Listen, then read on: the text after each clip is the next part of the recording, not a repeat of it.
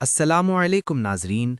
आज के इस पॉडकास्ट में हम क़ुर्ब क़यामत की एक बहुत बड़ी निशानी पर बात करेंगे और वो है फ़ित्ना-ए दज्जाल। अक्सर अखबारात और सोशल मीडिया पर यह सवाल उठता है कि क्या दज्जाल पैदा हो चुका है और उसका ज़हूर कब होगा।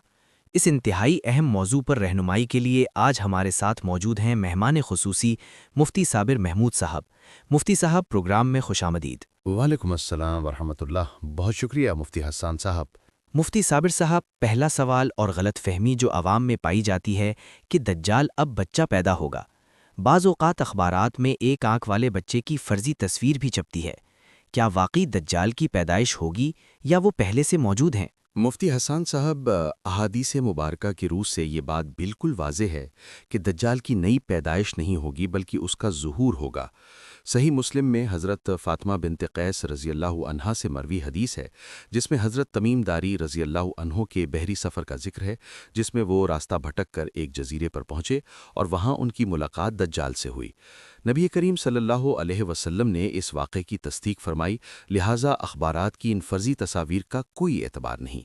दरहकीकत दज्जाल जिन्नाती क़ुव्वतों का हामिल एक नीम इंसानी और नीम जिन्नाती किस्म की आज़माइशी मखलूक है।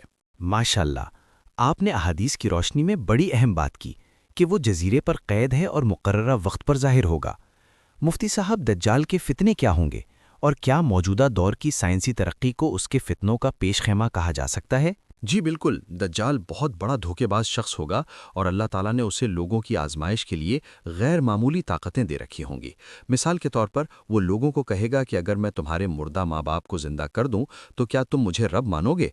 इसके बाद शयातीन उनके वालिदैन की शक्ल में आकर गवाही देंगे। आज की क्लोनिंग टेक्नोलॉजी उसकी शोबतबाजी की एक झलक दिखाती है। इसके अलावा वो कोढ़ के मरीजों को तंदुरुस्त कर देगा, जो आज की जदीद मेडिकल साइंस और आज़ा की पैवंदकारी के दौर में एक मुमकिना सूरत लगती है। दज्जाल के पास अपनी एक जन्नत और जहन्नुम भी होगी, जिसके मुतालिक मुहक्किकीन का ख्याल है कि वो जदीद लेज़र शॉन की मदद से होलोग्राम के ज़रिए तख्लीक की गई होंगी। यानी मौजूदा टेक्नोलॉजी दज्जाल के लिए एक हथियार साबित हो सकती है। सुना है कि वो बारिश भी बरसाएगा और रिस्क पर भी उसका कंट्रोल होगा। बिल्कुल दुरुस्त, उसके हुक्म से आसमान बारिश बरसाएगा और ज़मीन फसलें उगाएगी। आज के दौर में रॉकेटों और मसनूई सैयारों के ज़रिए बादलों पर केमिकल छिड़क कर मसनूई बारिश यानी क्लाउड सीडिंग और मौसमों पर कंट्रोल की कोशिशें इसी सिलसिले की कड़ी हैं। उसके पास रोटी का पहाड़ और पानी की नहर होगी। आज दुनिया में फ़ास्ट फूड चेन्स और पानी के ज़खायर पर आलमी कंपनियों का कंट्रोल दज्जाली मईशत की ही एक शक्ल है, जिसके ज़रिए वो लोगों का पानी और रिस्क बंद करके उन्हें अपना मोहताज बनाएगा। अल्लाहु अकबर! ये तो इंतहाई हौलनाक फितना है। तो बहैसियत मुसलमान हमें इन फितनों से महफूज रहने के लिए क्या करना चाहिए? शरीयत हमारी क्या रहनुमाई करती है? इसका बेहतरीन और मुजर्रब इलाज खुद नबी करीम सल्लल्लाहु अलैहि वसल्लम ने हमें बताया है। पहला काम ये करें कि सूरह कहफ की इब्तिदाई 10 आयात हिफ्ज़ कर लें। सही मुस्लिम में हज़रत अबू दरदा रज़ी अल्लाहु अन्हु से रिवायत है कि नबी करीम सल्लल्लाहु अलैहि वसल्लम ने फरमाया कि जिस शख्स ने सूरह कहफ की पहली 10 आयात हिफ्ज़ कर लीं, वो दज्जाल के फितने से महफूज रहेगा। दूसरा काम यह है कि नमाज में अत्तहियात और दुरूद शरीफ के बाद एक ख़ास दुआ का एहतमाम करें।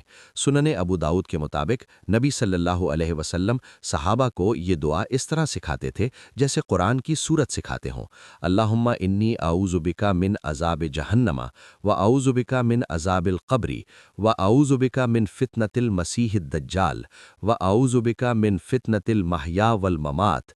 यानी ए अल्लाह, मैं जहन्नुम, अज़ाब क़ब्र, मसीह दज्जाल के फ़ितने और ज़िंदगी और मौत की आज़माइशों से तेरी पनाह मांगता हूँ। सुबहान अल्लाह!